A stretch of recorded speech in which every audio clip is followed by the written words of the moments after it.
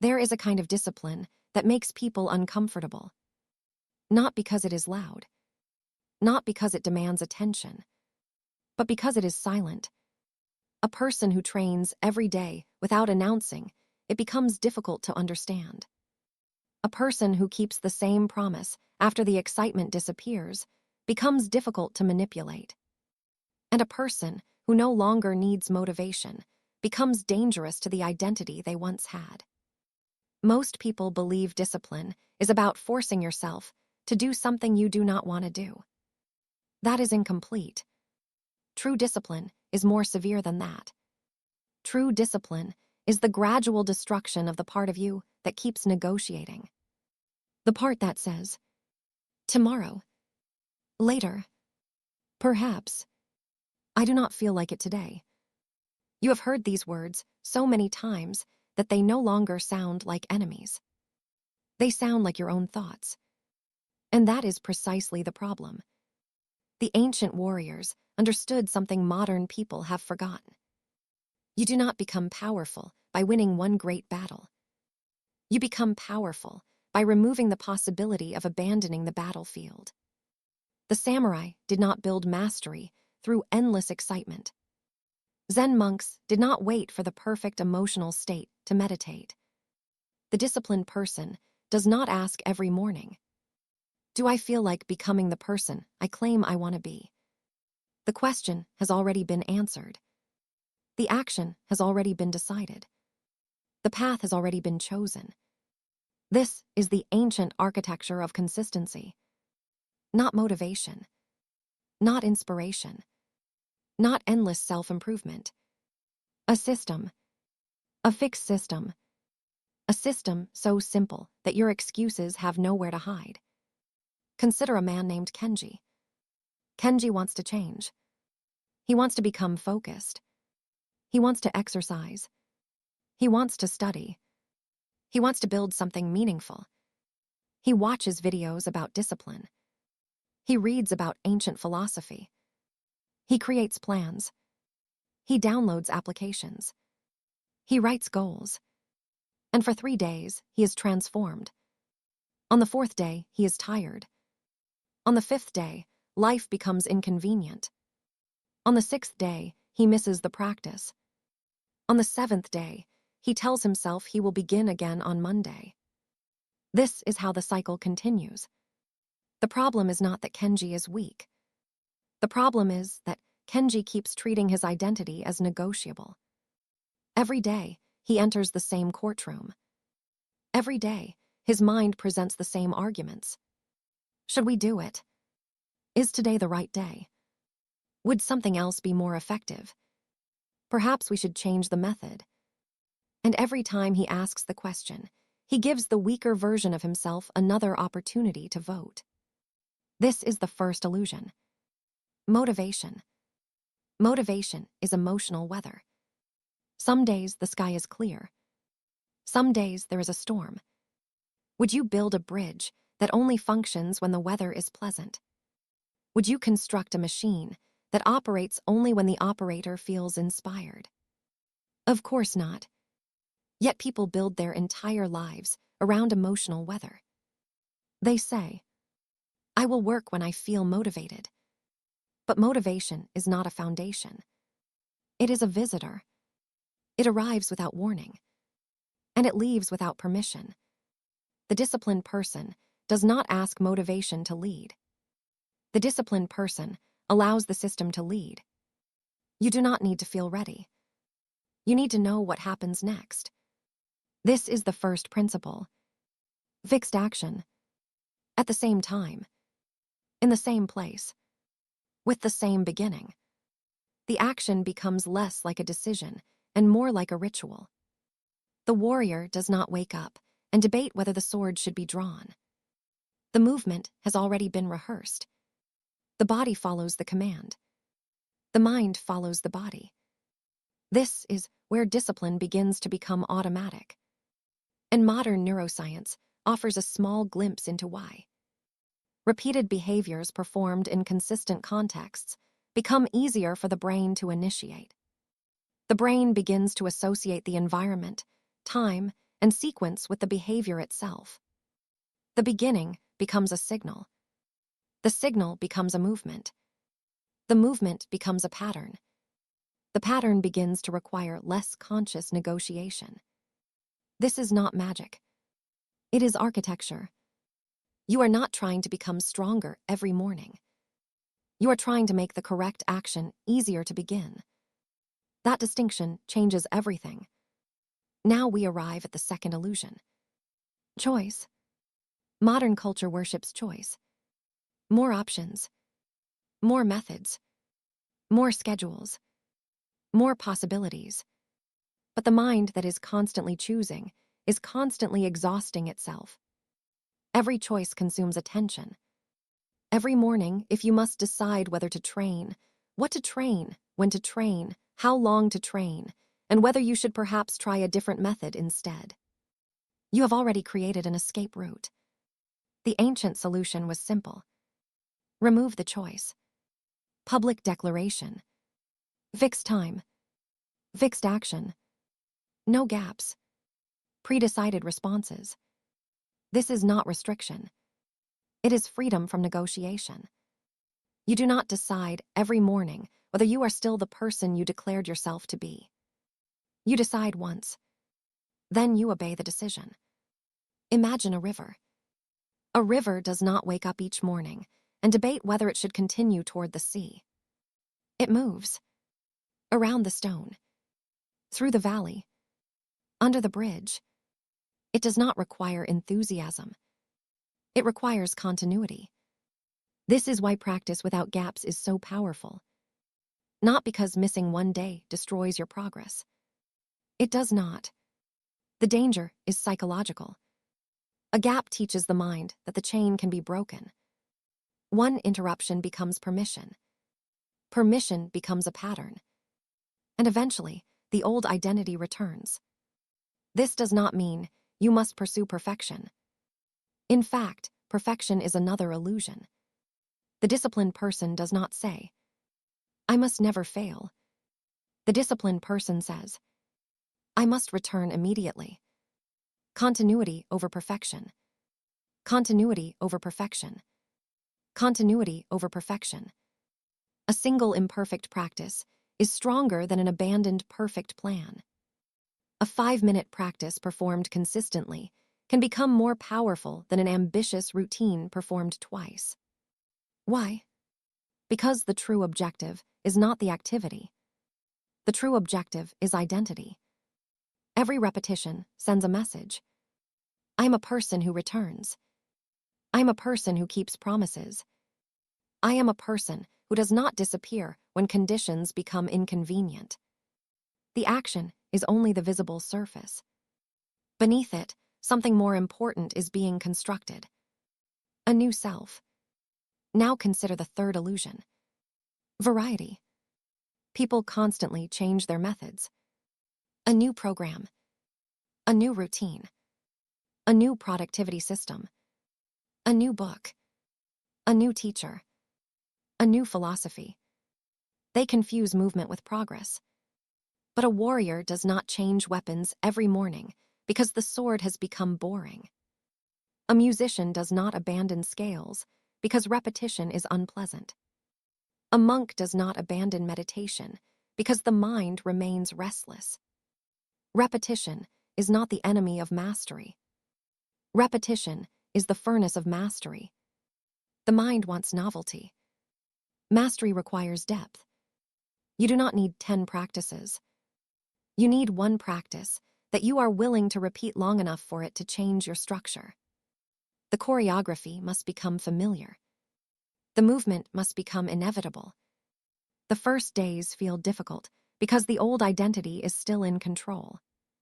The old identity asks, why are we doing this? The new identity eventually stops answering. It simply begins. This is the point where discipline becomes a form of warfare. Not warfare against other people. Warfare against unnecessary negotiation. Your greatest enemy is not always laziness. Sometimes it is complexity. Sometimes it is the endless search for a better method. Sometimes it is the belief that the next plan will save you from the responsibility of following the current one. The ancient system is more severe. Choose. Declare. Fix the time. Fix the action. Remove the gaps. Predecide the response. Then repeat until the question disappears. Now we arrive at the fourth illusion. Willpower. People speak about willpower as though it is a permanent force. It is not. Willpower rises and falls. Attention rises and falls. Energy rises and falls. The person who depends entirely on willpower is building a house on moving ground. The better strategy is to reduce the number of moments in which willpower is required. This is why predecided responses matter. You decide before the difficult moment arrives. If I feel tired, I begin for 5 minutes. If I miss the scheduled time, I practice at the next available moment. If I feel resistance, I do not debate the entire mission. I perform the first movement. If I fail, I return. The decision is made in advance. Because the exhausted mind is a poor strategist. Harvard researchers have studied the relationship between routines, automatic behavior, and the reduction of repeated decision-making. Research from institutions such as MIT and Yale has also contributed to our understanding of habit formation, reward systems, and how repeated cues can influence behavior. The exact science is complex, but the principle is simple. The less you negotiate with the correct action, the more likely you are to perform it. The machine becomes efficient when unnecessary commands are removed. The same is true of the human mind. You do not need to become a machine, but you can build a system that protects you from the weakest version of yourself. Now comes the most important principle. Public declaration. Not for attention. Not for applause. Not for performance. For psychological commitment. When you declare something publicly, you create a witness. The mind understands that the statement has moved beyond private fantasy. You have spoken. You have been seen. You have created a line between the person who existed before the declaration and the person who must now act after it. This is why the ancient warrior oath mattered. Words were not decoration. Words were direction. So make the declaration simple.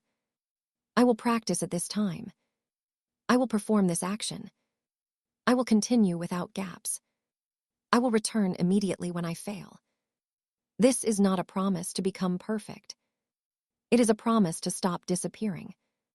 And slowly, something strange begins to happen. You no longer feel like you are building a habit. You begin to feel like you are obeying an identity. At first, you exercise because you want to become disciplined. Eventually, you exercise because you are disciplined. At first, you meditate because you want peace. Eventually, you meditate because your mind has learned to return. At first, you study because you want knowledge. Eventually, studying becomes part of the structure of your existence. The action is no longer something you do. It becomes something that would feel unnatural not to do. This is identity transformation. But identity transformation has a cost. The old identity must die. Not physically. Psychologically. The person who needed motivation must disappear. The person who required perfect conditions must disappear. The person who constantly searched for a better method must disappear. The person who needed permission must disappear. And this death is rarely dramatic.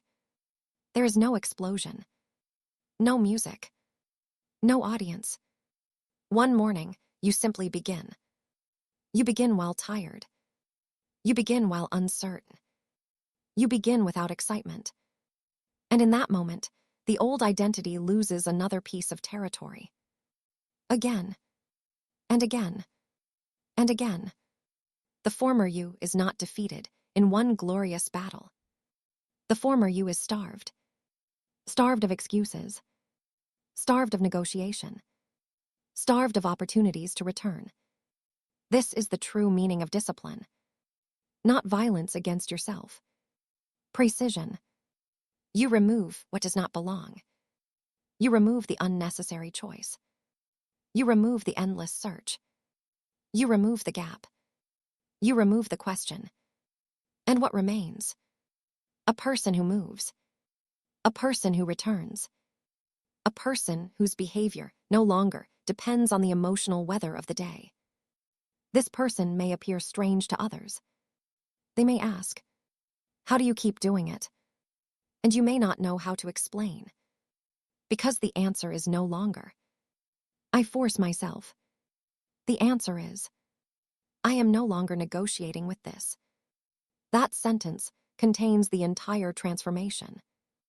The old you negotiates. The new you executes. The old you asks for permission.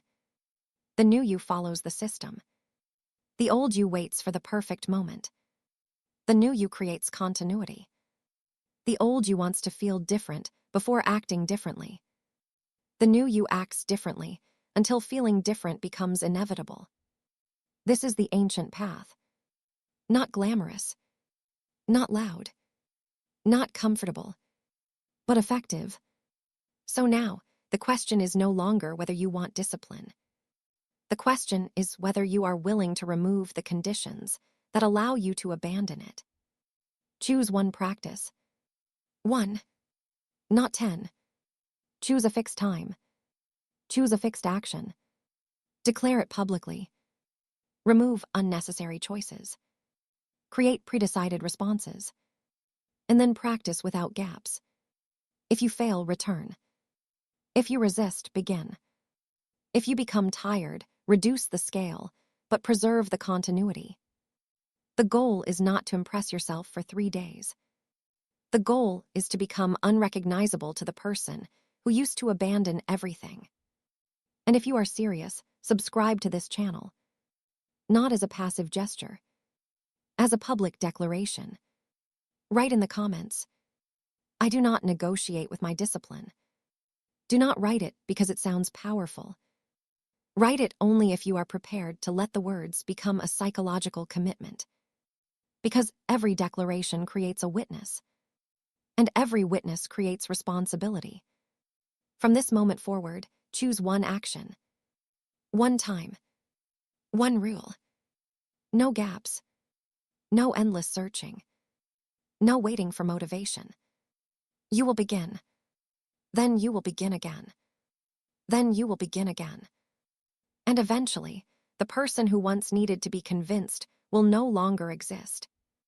You will not wake up one morning and suddenly become a different human being. The transformation will be quieter than that. You will simply notice that the old excuses no longer sound convincing. The old distractions no longer feel attractive. The old identity no longer fits. And when that happens, do not return to who you were merely because it is familiar. Familiarity is not truth. Comfort is not destiny. You have already crossed the first line. Now continue. Not loudly. Not dramatically. Without announcement. Like a river moving toward the sea. Like a machine performing its function. Like a warrior returning to the same position. Again. And again. And again. Until discipline is no longer something you practice. Until discipline is what remains. And once the old you has been replaced by someone who no longer negotiates with his own word, there is no reason to go back. The door closes quietly, but it closes completely.